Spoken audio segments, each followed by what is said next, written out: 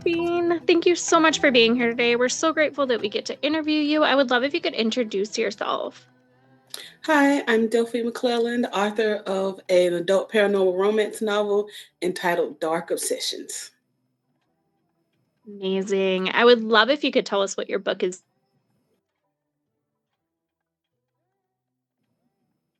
My book is about a vampire named Cairo who has come to Charlotte, North Carolina, looking for a new little playground. He is looking for his next little mouse, and he stumbles upon Skylar, the female lead, and he has all of these intentions to do all of these not so nice things to her. This is the minute that he takes her, they have this undeniable connection, and he is unable to do those things to her, while at the same time his relationship with her kind of grows and develops. The other vampire in the book, Malachi, is totally against their relationship blossoming and moving forward, and he does whatever he can to try to break that apart. Love that. What inspired you to write your book? Surprisingly, a coworker of mine. So I was working part time, and I would do a lot of reading during that time to kill to pass the time before I either went to work or just between breaks or anything. And coworker would always ask me about what I was reading, and I would tell him those stories in full detail and just kind of really get involved and engaged in the storytelling of that. And he just comes out of the blue one day and goes, "You should write a book." I full belly laughed because I never considered myself to be a writer. I was always a reader, even though when I was in high school, like I could never write a like paragraph essay. My paragraph essays were always 3 to 5 pages long. And my teacher would always tell me to keep writing, but I was like, I'm not a writer. And the idea, he just kept saying it over and over. And through that, Dark Obsessions was finally born. Love that. When you were writing your book, who were you thinking of when it comes to who your book is for? Mainly me. I wrote the book in my style of reading and writing it. I wanted it to be something that was the type of book that I would want to read, and something that I hope that others will like. Like I don't tend to like books that have unnecessary fluff in them to make them longer. I feel like a book should just be the length that it needs to be to keep you engaged, but get you to that next one. And so I tried to do the same with my book and give you all the details, everything that you needed to keep you engaged, but not to just bore you down because I was looking for page content. Love that. How long have you been writing and what made you really sit down and start? I started writing Dark Obsessions in 2018, give or take. Um, when the idea kind of popped in my head, I went old school, literally grabbed a 5 subject notebook and just kind of started jotting down plot, storyline, character names, and things like that. And then just started writing it, kind of building this idea. I think I was like maybe 7 chapters into it being handwritten. And then I was like, maybe I should try to type it just to see what happens if I'm going to even try to turn this into an active novel.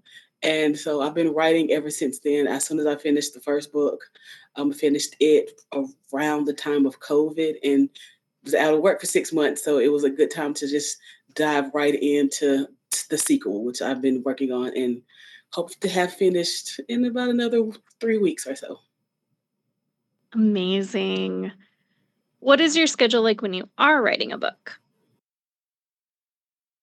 It's pretty much all writing or nothing. I will kind of just get into my zone and just write until I've either finished the chapter or I've just gotten to a point where I don't have any ideas yet. I don't really get writer's block. Like a lot of authors knock on wood hadn't that hadn't happened. So I just usually just write until I've kind of finished that thought. So that way then I can figure how the book's gonna play out and how things are gonna move. Love that. What do you need in your writing space to help you stay focused? Sometimes it really depends on what I'm in. So sometimes music, a lot of times I will throw on my Pandora and just have some music playing in the background. Sometimes it's just me, my notebook, and because I'll kind of write and outline simultaneously because I've never been one who could just sit down and formulate a whole outline for something from beginning to end. I may know like the beginning or something, and I'll outline that out, and then I'll start writing, and ideas and things will happen, and then I'll go, okay, let's make sure we write this down, and so you know how everything's flowing and keep everything together. So it just kind of really depends on the day. Love that. What is your favorite writing snack and drink? Definitely tea. I am such a tea drinker of all flavors, kinds. I just stumbled onto a new company that has its Yes Darling teas that has this tea they call it Love and this herbal peach that is like so my favorite and my go-to. Snacks are for me are all over the place. I like chips and cookies. Chocolate is always my go-to. So ice cream, cake, snacks can be really all over the place. It's just whatever I have in the house and whatever I can go grab. Love that. What type of books do you personally enjoy reading? Mainly fantasy and paranormal. Those are my go-to genres. I've never turned down a good smutty book. Love it. Are there any books or authors that inspired you to become a writer? I would say no, because like I said, I never really paid myself to do it. Like Cassandra Clare is one of my faves. I do like her style and writing and her novels. I mean, I did follow and I got into Twilight late in terms of a book read of it. I was not feeling the initial movie plot of it, but ended up becoming a big fan of that. And lately, I've been reading Sadie Kincaid, so I like her. Love it. What books did you grow up reading? Did you have an all-time favorite? Well, when I was little, I would always end up being at the library with my sister. So I would always make her read to me. And my go to book was this ginormous book of fairy tales. And every time we would go to the library, I'd make her check it out because she hadn't finished it yet. And so it was my intent to make her finish reading me this entire book of like, I don't know, it may have been like 300 fairy tales. Like it was huge. And she's like, "You're checking it out again?" I'm like, "Yeah."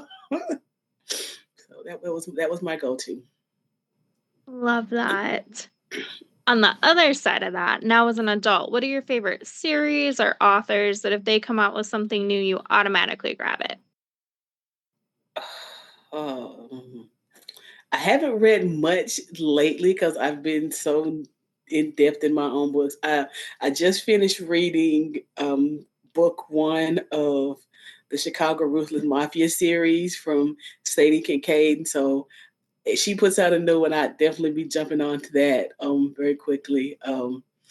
And when and if George R. R. Martin ever finishes Game of Thrones, I am desperately waiting for the rest of this series to come out. Love that. What would you tell someone just starting out with reading again? Um, I don't know. I tell them just kind of read what they're into, what is in their heart. Like you just got to go to that visceral place of what are you interested in to keep you engaged and to get you through it. Love that. On the other side of it, what would you tell someone just starting to write their own book? It would depend on what they are in their place. So for me, when I started writing my book, I was very nervous to tell people, and so I didn't. And so I would tell people like you were like me who are nervous about what other people are going to think about it. I would recommend them maybe not talking about it until they are comfortable enough in that space. Because I would have this biggest fear that if at the beginning, if so many people knew that I was writing a book, that the negativity would get in and they would tell me that I couldn't do it. And I'd be like, "You're right." And then I would stop. So I didn't tell anyone I was actually writing my book till I was about 15 to 17 chapters into it. So I was too far into it to not finish it. By that time, I was like, it is what it is now. Love that. What's one thing that people are generally surprised to find out about you? that I studied forensic anthropology and actually processed human remains at the body farm at the University of Tennessee. Amazing. That is unique. I haven't had that one yet. Yes, people Okay. used to believe me. And it's like, really? Like you just sit down. I was like, yeah, we sit in the basement and we clean bones all day. Like it's kind of fun. Love it. Is there anything you would like to say or add? I hope you all out there, if you get a chance, you can grab a copy of Dark Obsessions and tell me what you think. I'd love to hear from you. Love it. Where's the best place for readers to find your book? I know some readers love signed copies. Is that an option and the best place to connect with you? Well, I'm in Charlotte, so I do keep up with where I am and where I'm going to be at on my website, www.delphinemcclelland.com. So I will always put the locations that I'm going to be there on Instagram, so you can always find events that I'm doing and things there as well. I love a good signed copy. I actually do something a little bit different with my books when I am doing actual pop-up events. Is I like to wrap them because I say my book is my gift to the world. So I always do something fun so that way you can definitely get that signed copy and it is available on Amazon. Amazing. Love that. Super unique and it is a precious gift. It is. Yes. But thank you so much for being here today. I'm so grateful that I got to interview you. I'll be sure to drop all of your links in the show notes. That way everyone can find you. And again, thank you so, so much. Thank you for having me. It was a pleasure.